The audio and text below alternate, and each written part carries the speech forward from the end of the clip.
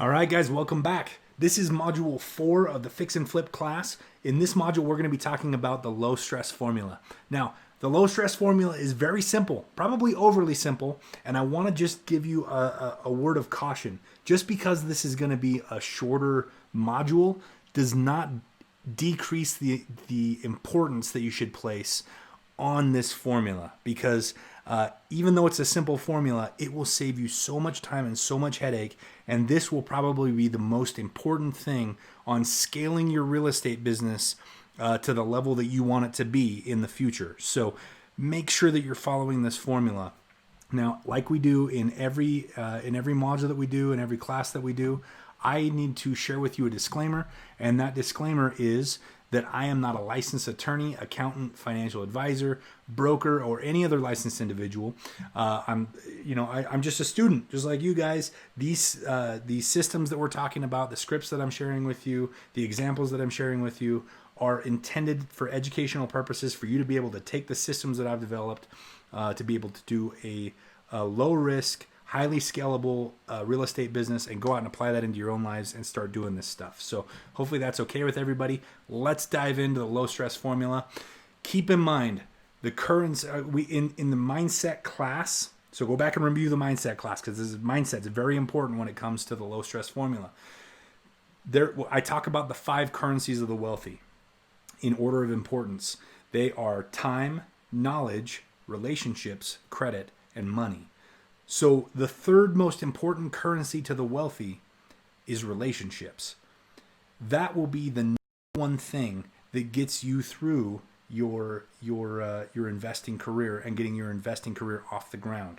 Now, if you think about it, that currency is what we use in every area. If we're using contractors to be able to scale our investing activities, those are relationships. So we need to treat them like relationships. We need to respect our contractors. We need to, be friends with our contractors. We need to make sure that we're paying our contractors on time. We're going to talk about that in a second. Our money people, if we're using other people's money, then the currency that we're using to buy this property is a relationship, not money, right? The currency that you're using, if you're using someone else's money, they're using their money, you're using your relationship. So relationships is so important. I can't emphasize that enough. Make sure that you're maintaining your relationships with all of the people that are involved on your team as you go out and start building that real estate investing business. Now, with those relationships, rather than trying to be a jack of all trades, become a master of a few. I have centered my investing career around this idea, and it's given me the time freedom that I've desired. You can operate your real estate investing business in a couple of ways. Your real estate investing business can become a job for you, and it will probably, it could be something that keeps you busy 8, 10, 15 hours a day and only pay you as much as you're making at your job.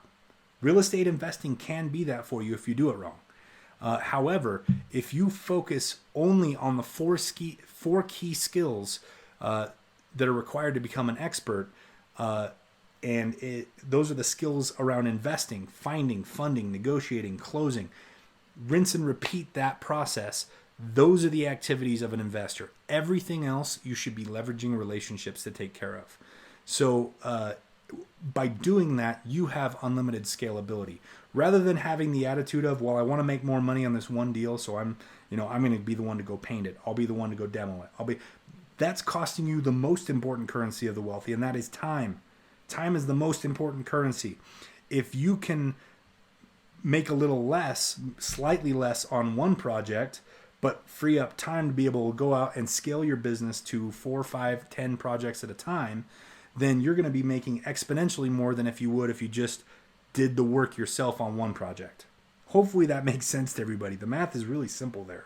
If you're going to make 40 grand on a deal, but you could make 50 grand if you do a whole bunch of work, well, I would rather make 40 grand and then just make 40 grand on times 4 by doing 5 properties at once, or times 5 by doing 5 properties at once, rather than just making an extra 10 grand on one, right? Very simple concept there that people seem to try to miss, and it's it's nobody's fault. It's public education's fault. We were all taught to be employees. We were all taught to be the ones to get in and get dirty and do the work, right?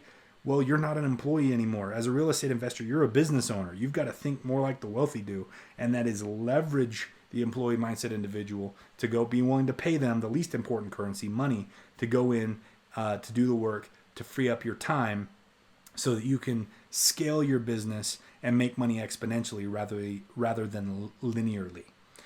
Remember the term aces in their places. I've said it before in this class and in other classes, and you will definitely hear it again in this class and in other classes.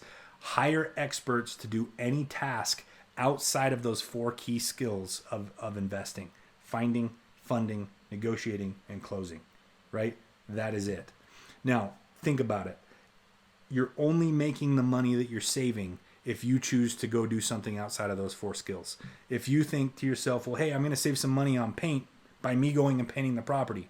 Well, you can pay a painter $20, $25 an hour. So you're only making $20 an hour if you go do the paint by saving $20 an hour. That's all you're paying yourself. So you can get a job for that. You're in the wrong industry if $20 an hour is what your goal is. Real estate investors make a heck of a lot more money than that if they do it right. Obviously not promising you any results there. You've got to go out and make it happen. But this is the best system that I know of to go out and make it happen. Leverage relationships for anything outside of those 4 key skills.